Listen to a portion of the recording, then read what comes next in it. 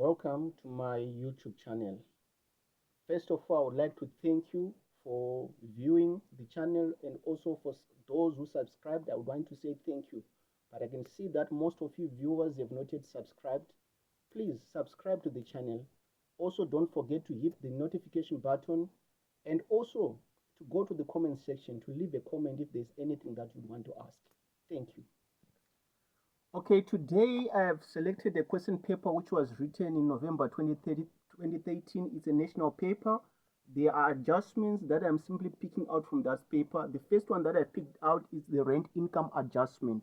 It is one of those adjustments that you always see in your question papers, and some of you might still be finding challenges with it, but I would want you to pay attention so that you can see how we do the calculation. So it reads, the rent income for July 2013 has already been received. The monthly rent was increased by 10% on the 1st of May 2013.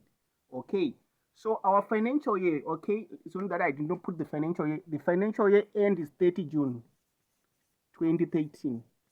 That is when the financial year is ending. So if here they are saying that money for July has already been received, what does that mean? It means there is income that has been received in advance. So the main reason why we are doing this calculation is because we want to find out how much was that income that was received in advance. Okay, here they said the monthly rent was increased by 10% on the 1st of May 2013. So it means it was not the same from the beginning of the year up to the end of the year. It changed in May up to the end, up to actually the July 2013. So we want to find out how much is this amount, which is the income received in advance, and then we'll adjust for it using this amount. This is the amount for rent income that is given in the pre-adjustment trial balance. I simply extracted this question, so if you have the opportunity again to look at the November 2013 paper, it's still fine. Okay, so I'm going to start doing another calculation. I'll do another one again, and you choose from the two which one is it, which one is easier for you. Okay, we are starting the first calculation. I'm going to make use of a timeline. Okay, let's look at the end. Our financial year end. Remember, I said our year is ending on 30 June 2013. Okay, but the rent was received up to July 2013. Okay, when was the increase? According to the question, they said 1 May. That's when they increased by 10%, 1 May 2013. So if our financial year is ending on 30 June, when did it begin? It means it began on 1 July 2012. This is the beginning of our financial year. So from the beginning of the financial year up to July, you can see that there are 13 months, because our year is supposed to end on 30 June, which is 12 months, but we've got an extra month, which means there are 13 months. From July up to the time when the increment took place, there are 10 months. There are 10 months here, okay, to mean that the remaining for these 3 months, here there are 3 months. That's where we are having the increase of 10%. So we are going to say plus 10%. The rent is going to be increased by 10% in each and every month. Okay, then how do we do the calculation then? Okay, fine. The 10 months, we take the 10 months and we indicate 10 rent, and then we say plus the money for the 3 months. Let me open a bracket. 3 months, I call it also 3 rent. Okay, but this rent was increased by 10%, so I'm going to multiply it by either 1,1 or 110%, but let me use 110% so that it can be clear. Remember, we're adding only 100% amount, so it becomes 110%. So it means the rent from here up to there is now 110%. It's no longer 100%. Okay, so is equal to 69,160, which is the amount that is given in the pre-adjustment trial balance. Okay, so now we solve our equation. So here we still remain with 10 rent, okay, plus 3 rent times 110%, we're going to get 3,3 rent, okay, is equal to 69,160. Okay, we are almost done.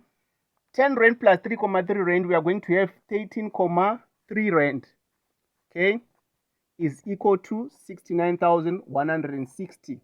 Okay, now let's solve for rent. It means we divide both sides by 13,3.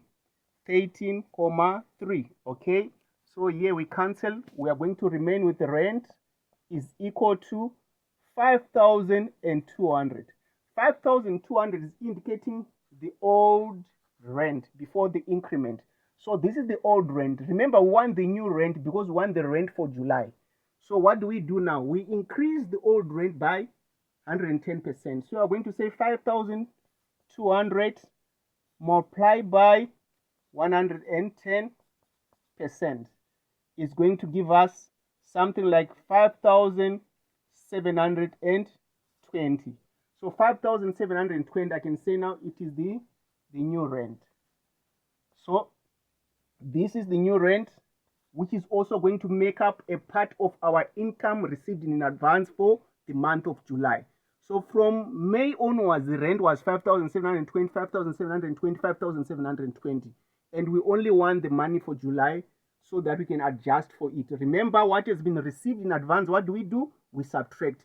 So we are going to take the amount for rent, 69,160 minus 5,720.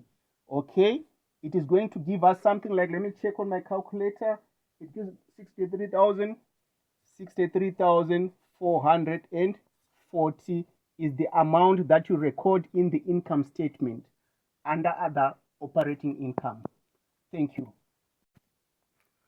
Okay, now the other method that I'm going to do, I'm not going to use the timeline, but it is still going to help me. Remember, we talked about the 10 months before the increment. Okay, so I call these ones 10 rand.